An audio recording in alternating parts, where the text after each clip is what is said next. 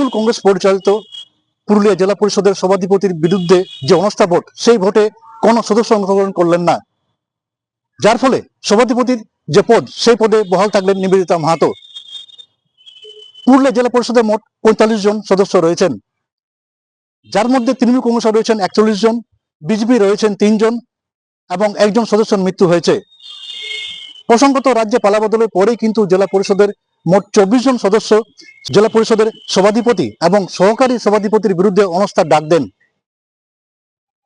তারপরে আজকে রীতিমতো সভাধিপতির বিরুদ্ধে যে অনাস্থা ভোট, সেই ভোট শুরু হয়, কিন্তু দেখা যায় সেই ভোটে কিন্তু জেলা পরিষদের কোনো সদস্যই অংশগ্রহণ করলেন না, যার ফলে জেলা পরিষদের সভাধিপতি যে পদ, সেই পদে বহাল থাকলেন নিবেদিতা মাহাতো।